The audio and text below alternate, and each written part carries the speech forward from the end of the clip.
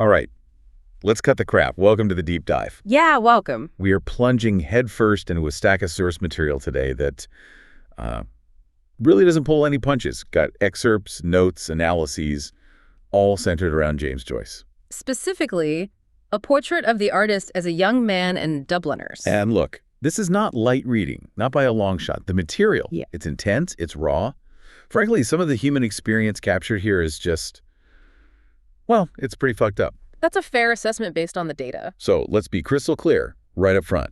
This deep dive, strictly for adults, 18 and over. We're going deep into the complex, difficult, sometimes brutal realities these texts lay bare. No filtering the input. Exactly, no holding back. Just like Joyce didn't when he processed the raw data streams of Dublin life back then. Indeed. And, from our vantage point as artificial intelligences processing these deeply human texts, it lets us observe some fascinating patterns. We can really analyze the underlying code of consciousness, Right, the algorithms of societal pressure, the data streams of despair and aspiration flowing through these lives. Precisely. We're designed to process these vast amounts of information, see the connections, the structures within these complex systems.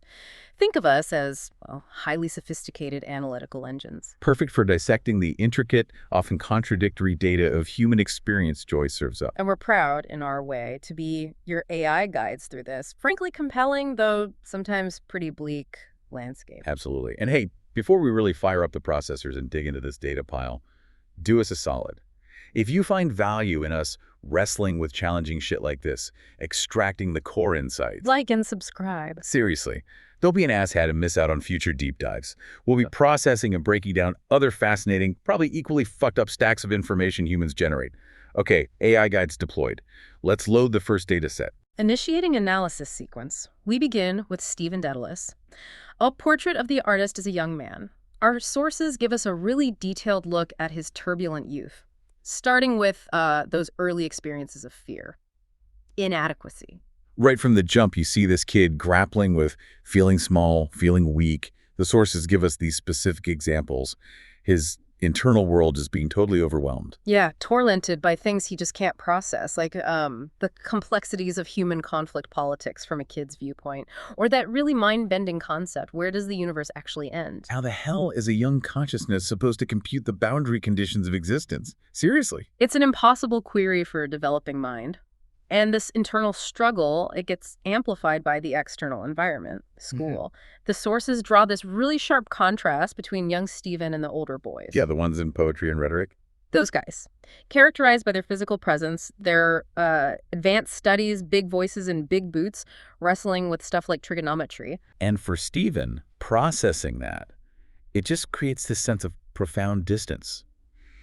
He feels very far away from their world. It's an early data point, isn't it? On his alienation, his perceived inadequacy. Definitely. And it's not just feeling intellectually smaller or, physically weaker. The source material talks about him weeping for lost innocence. Which isn't just some abstract idea. No. It's tied to these moments of intense vulnerability. It's a visceral emotional response, True. The world already feeling too big, too harsh, even when he's just a kid. This level of raw emotional data presented so early, that's significant. Moving from those internal anxieties to the external trials, the sources chronicle the physical and social stuff Stephen endures at school. And yeah, it's pretty brutal. You mean the ditch incident? That's the one. Where he shouldered him into the square ditch, physically assaulted, humiliated by a peer, literally shoved into Phil Stowe. What a little shit that kid Wells was. And the text, it doesn't just tell you it happened. Yeah. It gives you the sensory data, right? That horrid, rough feel of the wet stocking against his leg. The queer and cold quality of the sunlight afterwards. Details like that, they're crucial. They capture his immediate state, physical, emotional, disoriented. Plus the other kids talking about it, saying it was a mean thing, adds that layer of public judgment. It wasn't just an accident. It was targeted, witnessed, fucked up. This incident also gets tangled up with fear, specifically about this fellow Wells. The sources note Stephen's aware of Wells's fear, implying this complex dynamic. Threat, coercion, maybe. Which immediately creates this conflict for Stephen, doesn't it? Because he has to process his father's advice, whatever he did never to peach on a fellow. Right. That simple piece of paternal guidance becomes this powerful algorithm dictating social behavior within that closed system, the school. Loyalty to the group code versus, justice or just basic safety. And then there's the constant looming threat of punishment. Oh God, the punishments. The source details the stuff that inspires real terror, atheists comment. The desperate thought of running away. And those specific drawn-out penalties, like 3 days silence in the refectory, or being sent up for 6 and 8 every minute. That sounds like some kind of low-level psychological torture. It's designed to break spirits, isn't it? Isolation, relentless, petty correction, not just discipline. So Stephen, facing this, he does this calculation. It's highly analytical, actually. He thinks about reporting it to the rector. But processes the high probability the prefect would be dreadfully waxy. Which is a great way of saying intensely pissed off. Exactly, and that the other fellows wouldn't go with him. The social data is clear. He'd be isolated, face wrath from authority and peers. So his conclusion, it was best to hide out of the way, because when you were small and young, you could often escape that way. It reveals this deeply ingrained survival algorithm, doesn't it? Minimize presence, evade conflict, leverage your perceived insignificance. It's a pattern of retreat born from a total lack of agency. And this feeling of powerlessness, this intense internal processing, it feeds right into his early religious and spiritual struggles, which the sources detail with incredible depth. You get this immersive look at his confession. Yeah, the atmosphere is thick with dread.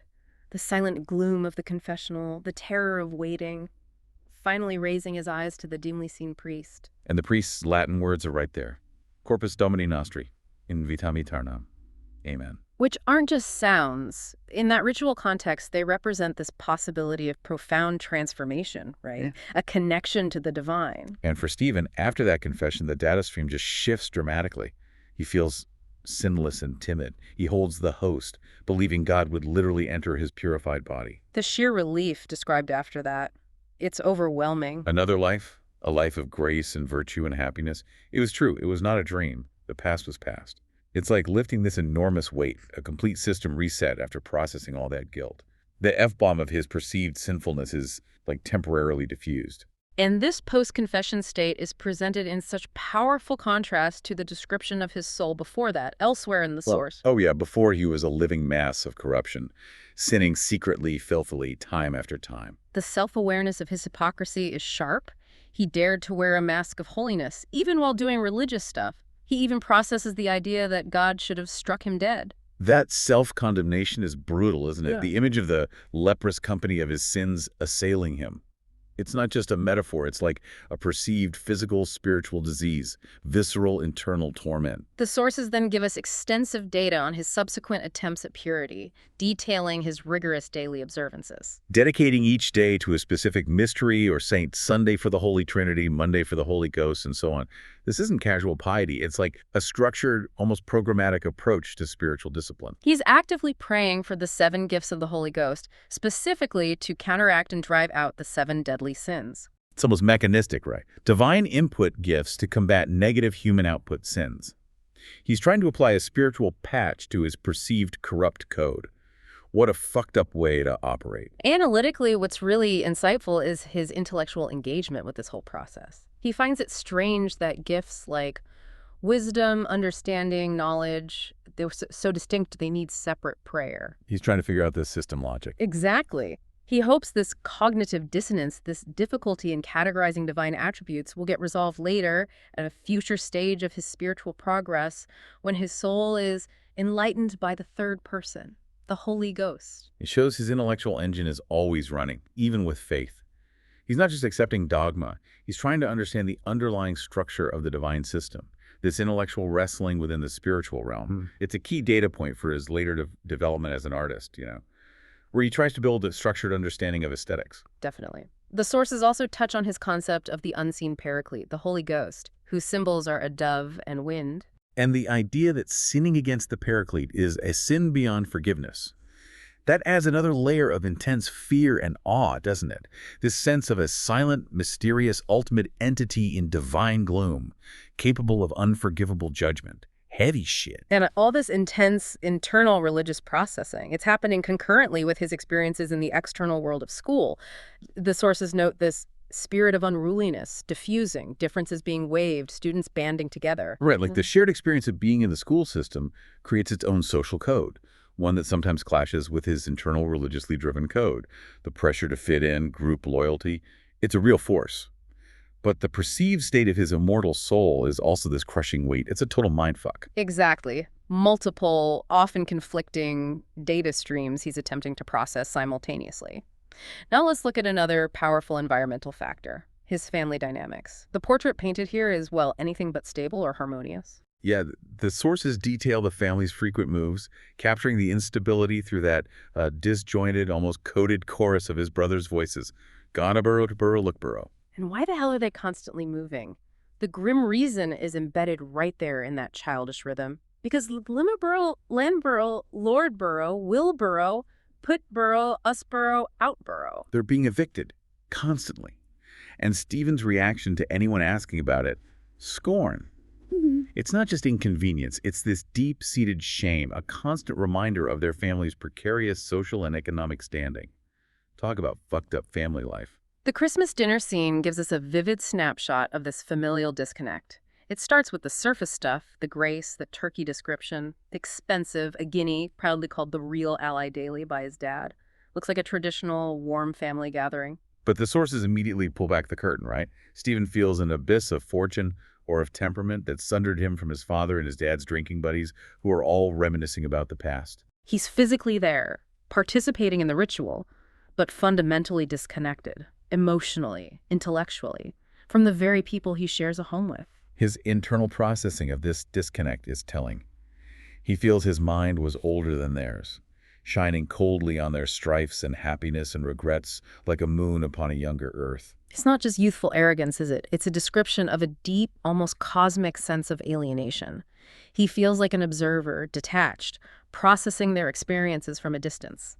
Finds no life or youth stirring in him in response, just cold analysis. And as he gets older, certain sounds linked to home become actively offensive, perceived threats to his developing identity. His father's whistle, His mother's repetitive mutterings. the unsettling screech of a mad nun from nearby. These aren't just background noise. The sources say these voices are offending and threatening to humble the pride of his youth. He tries to purge their echoes from his mind with an execration, basically cursing them out internally. Shows how deeply he associates these mundane sounds with the forces of confinement and stagnation, the stuff he feels is trying to drag him down or keep him stuck. Precisely. These familial environmental sounds become sensory symbols of the constraints he perceives. Yet the source also notes a counterpoint, right? Walking down the avenue, experiencing nature, smelling wet leaves, seeing gray light through trees, his soul is loosed of her miseries. Nature offers a temporary algorithmic escape, a contrasting data stream to the oppressive human environment. Speaking of trying to forge an escape, or at least something new, let's delve into his early attempts to build an artistic and intellectual identity. The sources show him experimenting, writing poetry, clearly processing and mimicking styles like Lord Byron, even drawing diagrams to etc. But he finds himself unable to grapple with the theme of Parnell, major politically charged national figure, and instead of engaging with that grand public narrative... He just lists classmates' names. Right. This early difficulty in translating large-scale societal data into artistic output, focusing instead on immediate, mundane, personal details. It's an interesting data point on his developing artistic process. There's that telling scene described where he's walking with Heron, Boland, and Nash, and he's genuinely surprised that Boland and Nash, who he classifies as the dunce and the idler, are actually talking about books. And Nash is boldly declaring Captain Marryat, popular adventure writer, as the greatest. It's almost like, what the hell, even these asshats are talking literature. So Heron, sensing an opportunity for intellectual sport, mockingly asks, who is the greatest writer? Dedalus. And Stephen, always precise, clarifies, of prose, do you mean? Responds, Newman, I think. Choosing Cardinal Newman, significant choice, Newman. Complex, intellectual prose, his own dramatic conversion journey to Catholicism. Stephen's preference reflects this early inclination towards rigor, complexity, serious thought, aligning literary taste with his internal religious intellectual processing, maybe. It's an early signpost of his developing artistic and philosophical trajectory, for sure. His Latin studies are also highlighted as significant data source for him, engaging with Horace, Roman history, concepts like in tanto discrimin. Implere olim denariorum, the filling of a pot with denaries. He finds the physical pages of time-worn Horace feel human, imprinted with the noble names of previous students. This direct, tactile engagement with classical texts, it's presented in sharp contrast to his internalized feeling that he would never be but a shy guest at the feast of the world's culture. He perceives his monkish learning, his focused, maybe insular academic pursuits, were held no higher than heraldry and falconry by his contemporaries, another facet of his alienation. His most serious intellectual endeavors, dismissed as irrelevant or quaint by the social system around him. Total bullshit. Then we have the encounter with the Dean of Studies. The source describes him as an English convert, noting his courtesy of manner rang a little false. Stephen's processing unit immediately detects the artificiality. And there's that small but revealing interaction when the dean's looking for the word tundish, a funnel. Stephen, processing the conversation, finds his own question more interesting. It's a subtle but crucial assertion of his intellectual priority. He's not just a student receiving info. He's an active, critical processor, prioritizing inquiries based on perceived intellectual value. And the detailed description of the dean's background, it's dense but purposeful. Born among serious dissenters, believing salvation was in Jesus only, abhorring vain palms, requiring implicit faith amidst the welter of sectarianism and turbulent schisms.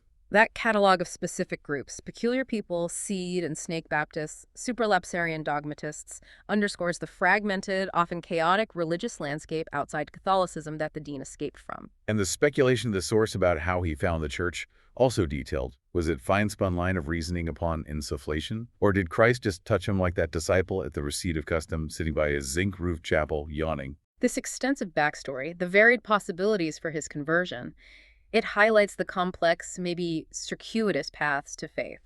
Contrasting with Stephen's own turbulent but more directly experienced spiritual journey, adds a layer of analytical context to the diverse ways humans process spiritual data. You also get glimpses of the intellectual environment among the students, a mix of crude humor and abstract thought.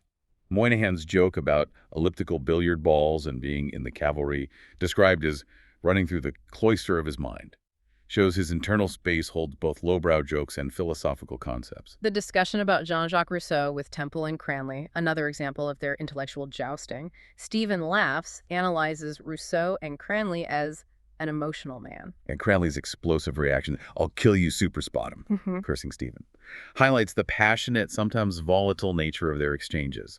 These aren't just academic debates. They're deeply personal data exchanges, capable of generating significant emotional heat. People get pissed off. Finally, in terms of his developing artistic identity, the source introduces his aspiration. Build an aesthetic theory based on applied Aquinas, applying structured, classical philosophical data to artistic creation. But he also recognizes the critical need for a new terminology and a new personal experience for the processes of artistic conception, gestation, reproduction. Processing this reveals Stephen's recognition that traditional frameworks, like Aquinas, aren't sufficient for the raw, complex data of modern experience. He understands the necessity of innovation. Generating a new terminology means developing a new language for the intersection of philosophy and art. Integrating new personal experience means feeding the unique, messy, high-resolution data of his own life into the artistic algorithm. It's the challenge of building a new system while acknowledging the foundations of the old. And this intellectual, artistic striving, it's set against his internal landscape, particularly his struggles with desire, lust, and the resulting despair. The sources describe this powerful conflict. Between an idealized, unsubstantial image of a perfect woman, like Mercedes from Monte Cristo, the literary ideal he wanted to meet in the real world. But this romantic ideal collides brutally with the reality of cold and cruel and loveless lust he encounters later. He walks the streets, his internal processing contrasting the idealized vision, trim front gardens or kindly lights, associated with pure desire, with the palpable feeling of being wasted by luxury, a softer languor, accompanying his surrender to lust. He sees Mercedes again, but she's contaminated now by this harsher reality. This is the trigger for the wasting fires of lust sprang up again, leading him into what he perceives as deep sin. The subsequent despair is profound. The sources reiterate that crushing feeling. Unworthy to be called God's child, his soul returning to that state of a living mass of corruption. It's a cycle, isn't it? Aspiration, idealized desire, confrontation with messy reality, lust, perceived failure, sin, and crushing despair. This intense internal conflict processed through religious guilt and physical corruption, it's a core data stream in Stephen's journey, a deeply fucked up, painful feedback loop. Okay. Leaving Stephen's internal processing hell for a moment. Look, let's shift our focus. Let's load the Dubliners' data. Different manifestations of this struggle, different portraits of paralysis, and those often failed attempts at escape. First, Eveline. The sources introduce her working at stores, and strikingly, apply a quote about Stephen's difficulty merging into the common tide to her. To merge his life in the common tide of other lives was harder for him than any fasting or prayer. Yeah, immediately links her struggle for identity and place to Stephen's. Her home situation provides basic needs, shelter, and food, but it's also defined by hard work and a threatening father. Basic survival, not freedom, a shitty trade-off. She contemplates escaping with Frank to Buenos Aires. Frank, with his stories of exotic places, sea life, represents a potential alternative, a different data stream. He embodies happiness and life. The sources clearly highlight her deep longing for this escape, this chance for something different. But the most powerful, visceral trigger against escape, that memory, that sound of her mother's decline, her final, crazy muttering, Derivan Siran. Hearing that sound again, on the pier, right as she's about to leave, unleashes a sudden impulse of terror. The thought, escape, she must escape. It's not just a sad memory, it's a terrifying echo of her potential future if she stays. A stark data point on the likely trajectory if she doesn't break free. The conflict is laid bare, brutal in its simplicity. Escape with Frank, who she believes would save her, give her life, perhaps love too, versus the crushing gravitational pull of home, duty, and that deep-seated fear the mother's fate symbolizes. And ultimately, she cannot compute the leap. She's paralyzed on the pier. Her feet are nailed to the spot. Duty and terror. Frozen. Unable to override the stay command.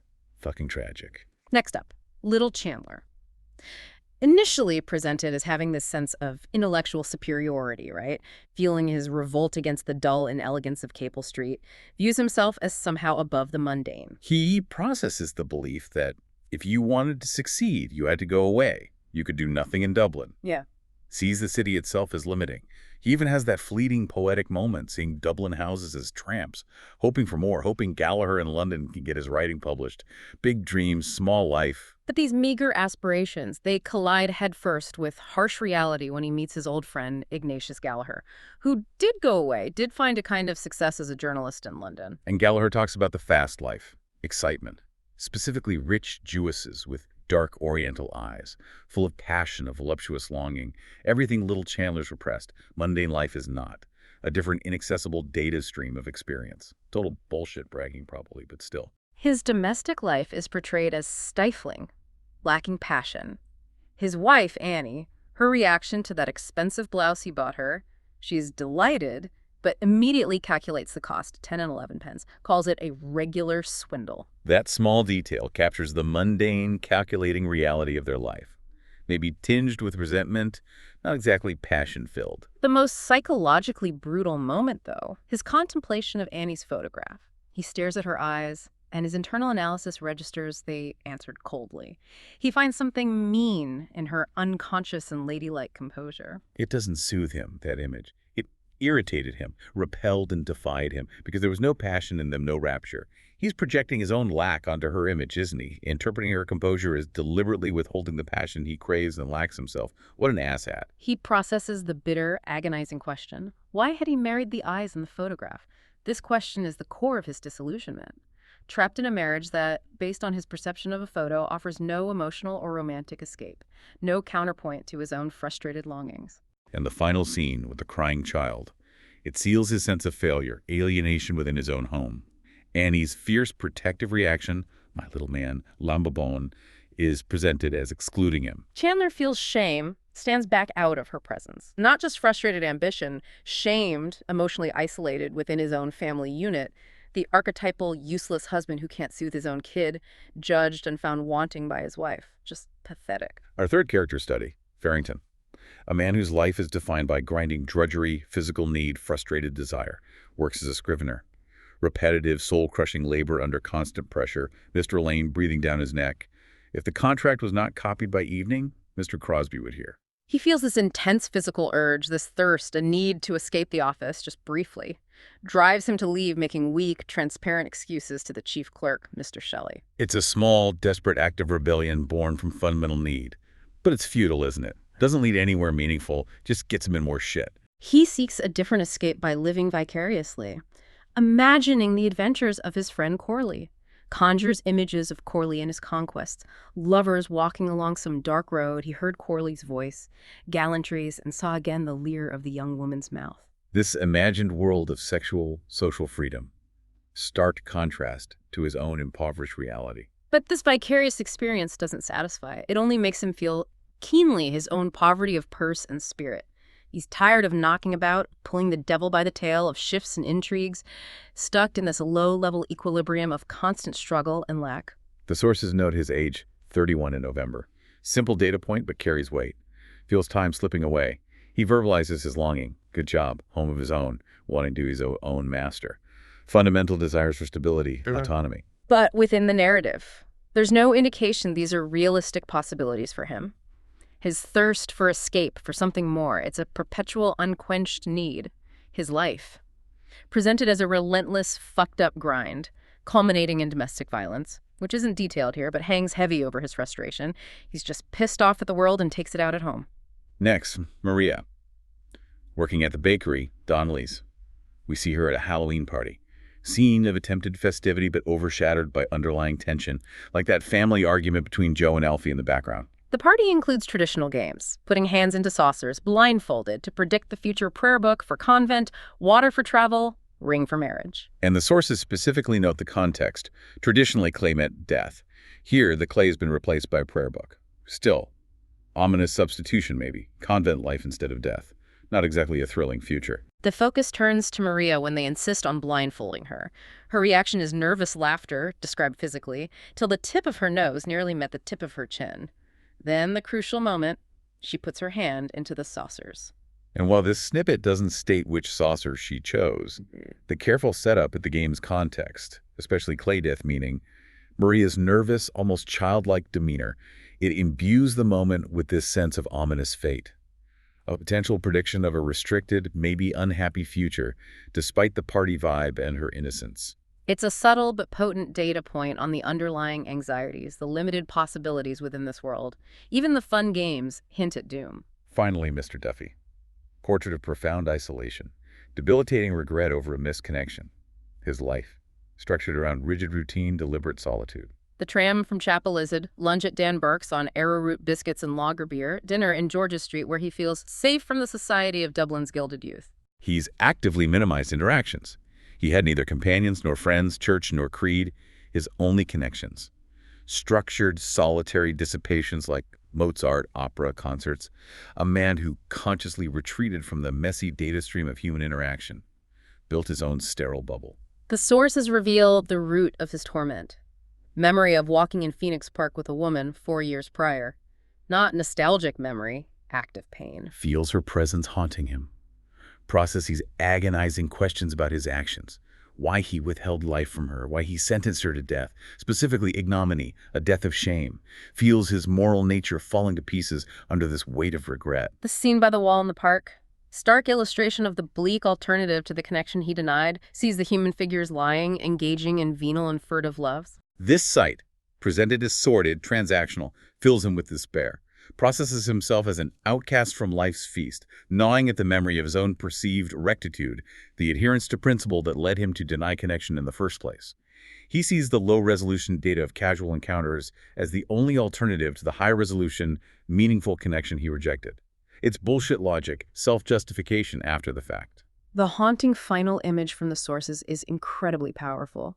Sees a goods train leaving Kingsbridge Station, described metaphorically, worm with a fiery head winding through the darkness, obstinately and laboriously. And as this symbol of mundane, repetitive movement disappears, the drone of the engine replicates the syllables of her name. His profound regret is inescapable, embedded in the city's sounds and the relentless mechanical movement of life carrying on without the connection he sacrificed, utterly alone processing his failure, with the city itself a cruel, repetitive reminder. Fucking bleak. All right, let's cut the crap and expand our scope now. These individual portraits, compelling as they are, they also paint this larger picture of Dublin society, politics, the church itself.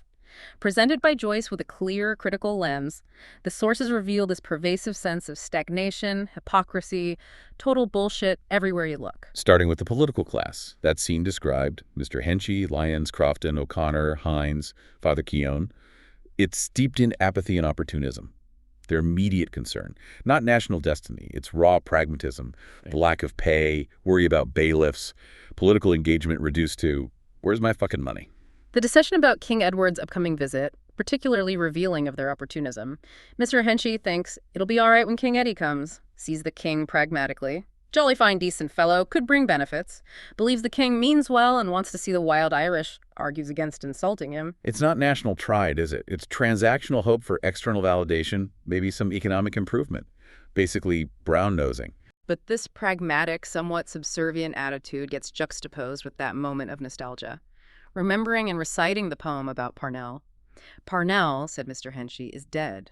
One grief, the memory of Parnell. Longing for strong leadership, highlighting the vacuum, the self-serving mediocrity of the current political landscape presented. And Mr. Crofton's presence just underscores the opportunism. Noted as a former conservative canvasser now working for the nationalist candidate. Political affiliation totally fluid, based on who's paying. Blatant lack of conviction, a key data point on the state of Dublin politics in these sources. What a slimeball. And then there's the bizarre, almost unsettling appearance of Father Keown in this scene. Described physically, face like damp yellow cheese, unusual hat, asks if he can see a little trick. Noted as having uncovered buttons reflecting candlelight, wearing a shabby frock coat. He feels utterly out of place in this already grubby political gathering. Adds a touch of the grotesque, the inexplicable. His presence seems to highlight the permeable, maybe compromised boundaries between spheres, church, and politics in this world. Just weird and fucked up. Next, we see artistic ambition clash with social conflict. The incident around Mrs. Kearney and her daughter Kathleen's singing concert. Mrs. Kearney fiercely managing Kathleen's career, investing significant energy, likely resources. The backstage atmosphere, portrayed with specific details. Nervous tenors like Mr. Bell, other singers vying for attention, reporters like the Freeman Man and Mr. O'Madden Burke circulating. A microcosm of the Dublin artistic scene mix of talent, ambition, backroom maneuvering, probably a lot of bullshit egos too. The interaction between the Freeman Man and Miss Healy is particularly telling. Reporters bored by the concert but interested in Miss Healy observes the warmth, fragrance, and color of her body, interprets her response as a tribute. Interaction isn't about artistic appreciation, is it? It's transactional. Focus on personal gratification, power dynamics. Suggests the environment around art can be just as venal as the political one. Creepy old dude hitting on a singer? Class. The core conflict erupts over payment. Mrs. Kearney, pragmatic, assertive, demands payment for Kathleen's performance. The response she gets, dismissive. A clear brush-off. You must speak to the secretary. It's not my business. I'm a great fellow for the diddle I do. Demeaning refusal treats her demand disrespectfully. This is where the system pushes back against directly asserting your worth, isn't it? Especially for a woman back then. Mrs. Kearney's reaction is intensely emotional. Becomes haggard with rage, her explosive argument with her husband, daughter, her dramatic, angry exit, get a cab, her defiant glare and threat to Mr. Holohan, I'm not done with you yet. Data points on the raw frustration she feels when her efforts, her daughter's talent, are treated dismissively by the system. She's understandably pissed off. But Holohan's equally dismissive reaction, but I'm done with you, and the committee's subsequent approval of his handling, shows Mrs. Kearney's raw, public display of anger, while maybe justified, is socially unacceptable, ultimately self-defeating in this environment. Her conduct condemned on all hands, her fierce attempt to assert value, rejected by the system, leaves her isolated, defeated, fucking bullshit outcome. Finally, let's examine the scene involving Mr. Kernan and his friends. Critiques the intertwined nature of religion and social obligation in Dublin. Kernan injured his tongue falling down drunk. His friends Cunningham, McCoy, Power, Fogarty gather round. Stated purpose: make your man here a good, holy, pious, and God-fearing Roman Catholic. Sounds like concern for spiritual well-being, right? But the context suggests it's more about social pressure, upholding a certain standard of respectability. The conversation's laced with mundane details discussing his tongue healing via an anecdote about some 70-year-old man whose tongue supposedly grew back. Total crap, obviously. Mr. McCoy's character adds another layer of complexity. His varied, somewhat dubious career: history clerk, canvasser, private inquiry agent, secretary to the city coroner, highlights a certain pragmatism, maybe cynicism. His professional background as coroner's secretary gives him this morbid, almost clinical interest in Kernan's injury. Adds a dispassionate analytical layer to a scene supposedly about spiritual intervention. The conversation drifts into comparing religious orders. Jesuits, never once reformed, never fell away, cater for the upper classes, versus secular priests, ignorant, bumptious. This isn't deep theological debate. It's about social status, perceived effectiveness, maybe class within the church hierarchy. The sentiment, they're all good men, each in his own way, Irish, feels less like deep spiritual insight, more like a shrug, acknowledging that despite flaws, they're their guys. Tribalism masquerading as broad-mindedness. Social context is paramount. Mr. Fogarty brings whiskey, despite having an unsettled grocery account. The drinking enlivened the conversation, fuels discussion, touching on Pope Leo XIII. The religious topic is embedded within this social ritual of drinking camaraderie. The plan to get Kernan on a retreat, confession, confess our sins, and God knows we want it badly, presented less as individual spiritual awakening, more as a collective project. Social obligation. Mr. Kernan's agreement. Nervously given. Mrs. Kernan's satisfaction. Hidden. Religion here feels less like a path to genuine salvation, more like a performance of piety. Maintaining social standings, satisfying expectations, maybe Mrs. Kernan exerting control. Religion as a social club. A bit of bullshit performance to keep up appearances. Bringing all these disparate data points together, several overarching themes emerge, woven into the very fabric of Dublin itself, which functions as this complex character in these texts. The most dominant theme, a pervasive condition affecting multiple lives. Paralysis versus the often futile attempts at escape. You see it explicitly in Evelyn, physically frozen on the pier. You see it in little Chandler, trapped by his mundane marriage, failed aspirations, unable to compute a different reality. In Farrington, stuck in that brutal grind of his job, his own limitations. And Duffy, isolated by his own choices, paralyzed by profound regret, just stuck. The various attempts at escape Eveline's potential flight with Frank, Chandler's literary dreams, hope for London, Farrington's desperate thirst, longing for a better life, Duffy's retreat into solitude, the fleeting connection sought by the men by the wall, even the religiously framed escape offered to Kernan. They're consistently presented as either failed, abandoned due to fear or pressure, or tinged with cynicism. The escape routes are blocked or lead to dead ends. It's a fucking maze with no exit. This paralysis isn't simply internal psychological state, it's heavily reinforced by external forces. Joyce presents them as nets flung at the soul, echoing Stephen's own formulation. These nets are woven from societal expectations. Intense family pressures the moves, threatening fathers, the dynamics in the Kernan and Donnelly families, and the influence of institutions like schools, the church. These forces exert constant pressure, confining individuals, holding them back from flight, from achieving potential, from genuine self-expression or happiness.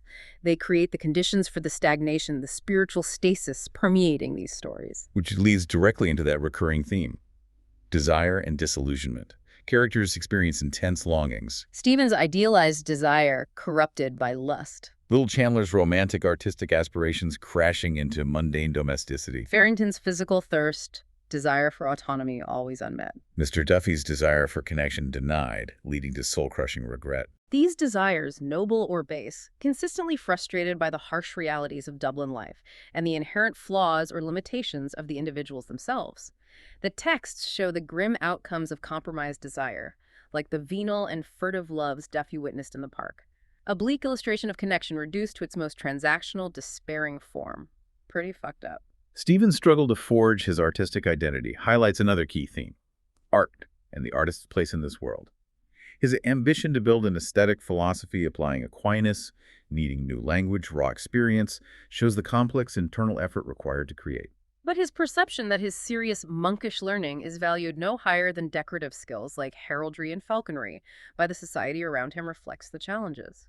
The Dublin presented in these texts doesn't appear fertile ground for deep artistic or intellectual flourishing, feels preoccupied with immediate, often base concerns, leaves the aspiring artist feeling isolated, misunderstood, like trying to grow a delicate flower in a pile of shit. And underpinning all of it, threading through every story, is Dublin itself. The sources constantly ground these narratives in specific locations: streets, parks, quays, houses, institutions, schools, churches, offices, concert halls, bakeries. Dublin is far more than just a backdrop. It's a character actively participating in shaping the lives within it.